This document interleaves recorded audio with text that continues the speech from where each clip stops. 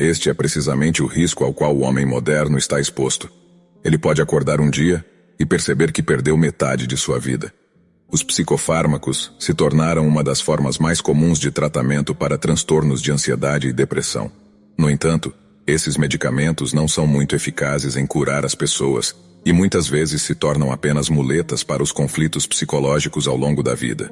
Felizmente, existem formas alternativas de tratar a ansiedade e a depressão, e neste vídeo recorreremos a Carl Jung, um dos maiores psiquiatras da história, para obter conselhos psicológicos. Antes de tudo, já clique no botão de curtir logo abaixo de vídeo. E se vocês ainda não são inscritos no canal, por favor, considerem se inscrever, pois assim que chegar vídeo novo, você será notificado. A sociedade ainda se agarra firmemente à noção de que os transtornos de ansiedade têm origem em alterações dentro do cérebro. Infelizmente, muitos médicos comuns ainda se apegam a esse evangelho em detrimento de seus pacientes, que são produzidos em multidões pela nossa época. A maioria desses pacientes foi convencida pelo dogma médico de que sua doença é de natureza física, mas Jung acreditava que a maioria dos casos de ansiedade e depressão não são resultado de um cérebro defeituoso, mas de um modo de vida defeituoso. Portanto, o primeiro passo no método de tratamento de Jung não era prescrever medicamentos, mas fornecer uma dose de compreensão psicológica, compreensão sobre o que esperar da vida e compreensão do que é necessário para mudar. Em relação ao exposto acima, Jung apontou que muitas pessoas acreditam que a vida deveria ser fácil, que o sofrimento deveria ser reduzido e que as dificuldades devem ser evitadas. No entanto, Jung foi aberto com seus pacientes, dizendo-lhes que a vida não é fácil, que conforto e paz não são nosso estado natural. Ou como ele escreveu, em última análise, é altamente improvável que exista alguma terapia que se livre de todas as dificuldades. O ser humano precisa de dificuldades. Elas são necessárias para a saúde. Aceitar que as dificuldades são inevitáveis e que nada valioso é alcançado facilmente, nos coloca em terreno firme da realidade, a partir do qual podemos mudar. Porque quando aceitamos que a vida é difícil, também percebemos que só através de um caráter fortalecido temos alguma chance de viver uma vida boa. Por outro lado, se continuarmos presos à ilusão de que a vida deveria ser fácil, teremos menos motivação para superar um caráter fraco, pois erroneamente esperaremos que, se simplesmente dermos tempo, a vida se tornará mais fácil. Jung escreveu que a vida é um campo de batalha, sempre foi e sempre será, e se não fosse assim, a existência chegaria ao fim. Outro aspecto da compreensão psicológica que Jung considerava crucial para seus pacientes era entender que nossos problemas existem no presente, e que os problemas atuais não são resolvidos cavando em nosso passado. Muitas pessoas gostam de acreditar que só quando descobrem por que são como são podem avançar na vida, mas Jung acreditava que um foco excessivo no passado era simplesmente uma tática de evasão usada para evitar a difícil tarefa de enfrentar o que precisa ser feito agora. As pessoas devem saber que não apenas os neuróticos, mas todos naturalmente preferem nunca buscar as causas de qualquer inconveniência em si mesmos, mas afastá-las o mais longe possível de si, no espaço e no tempo. Caso contrário, correriam o risco de ter que fazer uma mudança para melhor. Em comparação com esse repugnante risco, parece infinitamente mais vantajoso culpar outra pessoa ou, se a culpa recair inegavelmente sobre si mesmo, pelo menos assumir que de alguma forma ela surgiu por si mesma na primeira infância. A primeira condição de qualquer método psicológico completo é que a consciência enfrente sua sombra. A sombra é o termo que Jung utiliza para se referir aos elementos de nosso caráter que negamos e forçamos para o inconsciente devido à vergonha, insegurança ou censura. Em outras palavras, é o lado de nossa personalidade que desejamos esconder dos outros e de nós mesmos. Não há dúvida de que o homem é, em geral, menos bom do que imagina ou deseja ser. Todos temos uma sombra, e quanto menos ela se incorpora à vida consciente do indivíduo, mais escura e densa ela se tornará.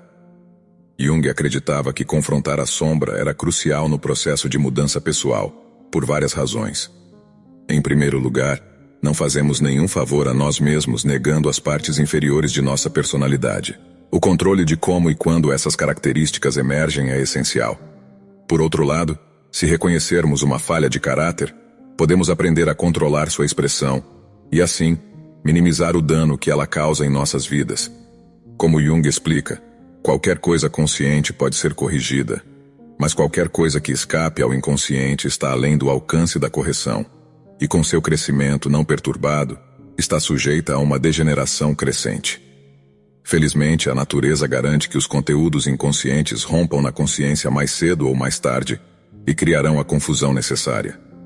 No entanto, a sombra não é composta apenas de probabilidades. Alguns elementos dela são forças que retraímos em nossa juventude porque nossos companheiros, membros da família ou a sociedade em geral, nos deram a falsa impressão de que essas características seriam inapropriadas. Algumas pessoas, por exemplo, reprimem a capacidade de expressar a raiva ou a habilidade de se defender. Outro benefício de trazer a sombra à luz da consciência é que ganhamos acesso a traços de caráter que promovem a vida, ou como Jung escreve, a sombra é simplesmente algo inferior, primitivo, mal adaptado e desajeitado, não totalmente mal. Ela contém até mesmo qualidades que, de alguma forma, vitalizariam e embelezariam a existência humana. Mas a convenção é tomar consciência das sombras e observar as fraquezas, defeitos e inseguranças das pessoas próximas a nós, pois não apenas reprimimos traços de caráter semelhantes, mas também tendemos a projetar elementos de nossa sombra em outras pessoas, se prestarmos atenção.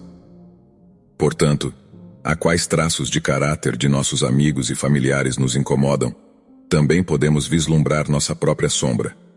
Além de observar os outros, outra forma de trazer a sombra à luz da consciência é refletir sobre os motivos de nossas ações, especialmente as ações das quais nos envergonhamos, e estar abertos à autocrítica quando necessário. Pois, como Jung aponta, muitas vezes a única coisa que nos impede de ver nossa sombra é a capacidade de sermos honestos conosco mesmos. Junto com o aumento da consciência da sombra, outro aspecto fundamental do método de tratamento de Jung era ajudar seus pacientes a encontrar um sentido para suas vidas. Jung acreditava que quando alguém está preso em uma profunda depressão ou consumido por um transtorno de ansiedade, encontrar um papel importante no drama da vida é essencial. O controle de como e quando essas características emergem é essencial.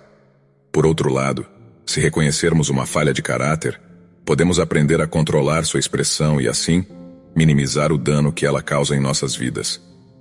Como Jung explica, qualquer coisa consciente pode ser corrigida, mas qualquer coisa que escape ao inconsciente está além do alcance da correção, e com seu crescimento não perturbado, está sujeita a uma degeneração crescente. Felizmente, a natureza garante que os conteúdos inconscientes rompam na consciência mais cedo ou mais tarde e criarão a confusão necessária. No entanto, a sombra não é composta apenas de probabilidades. Alguns elementos dela são forças que retraímos em nossa juventude porque nossos companheiros, membros da família ou a sociedade em geral, nos deram a falsa impressão de que essas características seriam inapropriadas. Algumas pessoas, por exemplo, reprimem a capacidade de expressar a raiva ou a habilidade de se defender. Outro benefício de trazer a sombra à luz da consciência é que ganhamos acesso a traços de caráter que promovem a vida. Ou como Jung escreve, a sombra é simplesmente algo inferior, primitivo, mal adaptado e desajeitado, não totalmente mal. Ela contém até mesmo qualidades que de alguma forma vitalizariam e embelezariam a existência humana. Mas a convenção é tomar consciência das sombras e observar as fraquezas, defeitos e inseguranças das pessoas próximas a nós, pois não apenas reprimimos traços de caráter semelhantes, mas também tendemos a projetar elementos de nossa sombra em outras pessoas, se prestarmos atenção.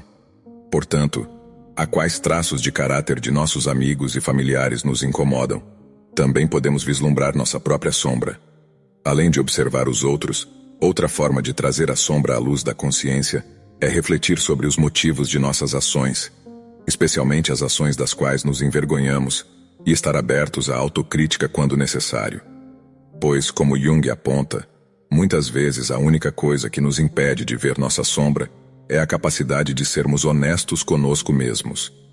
Junto com o aumento da consciência da sombra, outro aspecto fundamental do método de tratamento de Jung era ajudar seus pacientes a encontrar um sentido para suas vidas. Jung acreditava que quando alguém está preso em uma profunda depressão ou consumido por um transtorno de ansiedade, encontrar um papel importante no drama da vida é essencial. Para entender o que foi dito, podemos recorrer a um encontro que Jung teve com o chefe de uma tribo dos Pueblos na primeira metade do século XX. Jung estava discutindo com esse homem as tradições de sua tribo quando o chefe fez o seguinte comentário: "Sim, somos uma tribo pequena, e esses americanos querem interferir em nossa religião. Eles não deveriam fazer isso, porque somos filhos do Pai Sol." Ele apontou para o Sol e continuou: "Este é o nosso Pai. Devemos ajudá-lo diariamente a se levar acima do horizonte. E não fazemos isso apenas por nós mesmos. Fazemos isso pela América. Fazemos isso pelo mundo todo." Jung entendeu que para muitos na época moderna essa afirmação pareceria louca e arcaica. No entanto, como ele aponta, os membros dessa tribo não sofriam como nós sofremos. Eles não eram infectados por neuroses, transtornos de ansiedade ou depressão. Eles não se enchiam de pílulas todos os dias e não foram enfraquecidos por vícios. Pelo contrário, essa tribo era composta por indivíduos altamente funcionais que serviam cumprindo seu dever como atores no drama divino da vida. E suas vidas eram ricas em significado e propósito. Ou como Jung escreveu: "Essas pessoas não têm problemas. Elas têm sua vida cotidiana, sua vida simbólica. Elas se levantam de manhã com um sentimento de sua grande e divina responsabilidade. São os filhos do Sol, o Pai, e seu dever diário é ajudar o Pai a se levar acima do horizonte. Não apenas para eles mesmos, mas para todo o mundo. Deveríamos ver essas pessoas. Elas têm uma dignidade natural e plena." Jung avalia esse modo de vida com o de uma mulher ocidental que ele conheceu. Essa senhora, como Jung aponta, era uma viajante compulsiva, sempre fugindo de um lugar para outro, sempre buscando, mas nunca encontrando verdadeiramente o que estava procurando. Fiquei surpreso quando olhei nos seus olhos. Olhos de um animal perseguido, encurralado, sempre procurando com a esperança de encontrar algo. Ela está possuída. E por quê? Ela está possuída porque não está vivendo uma vida que tenha sentido. A dela é uma vida grotescamente banal, sem propósito algum. Se ela morrer hoje, nada aconteceu. Nada desapareceu porque ela era nada.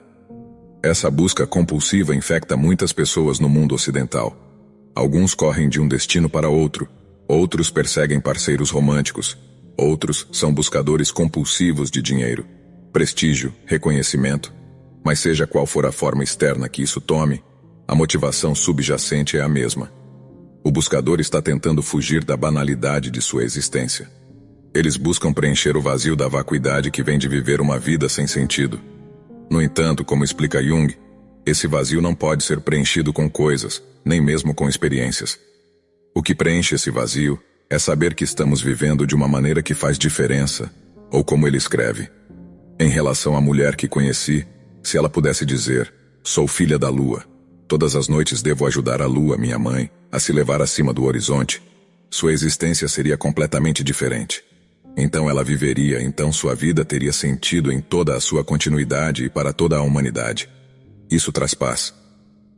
Quando as pessoas sentem que estão vivendo como atores no drama divino, isso é a única coisa que dá sentido à vida humana. Tudo mais é banal e pode ser descartado. Uma carreira, a procriação de filhos, tudo isso pode ser comparado a uma única coisa, que a sua vida tenha sentido. Não está sugerindo que todos adotem a mitologia dos poemas. Em vez disso, seu ponto é que muitas pessoas sofrem porque suas vidas não têm sentido. A tarefa para aqueles que desejam se libertar da ansiedade ou depressão é descobrir esse sentido.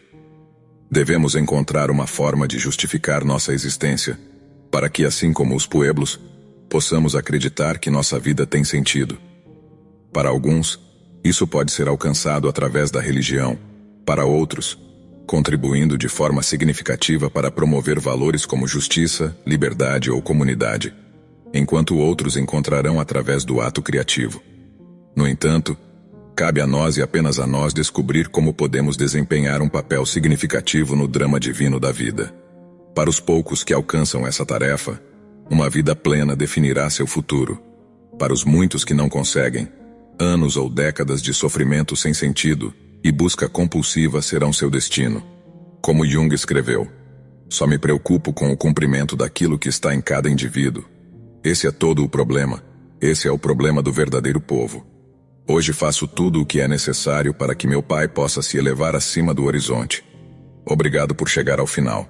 Espero que este vídeo tenha sido útil e tenha feito você refletir. Se você é novo conosco, os caminhos de sabedoria. Até logo.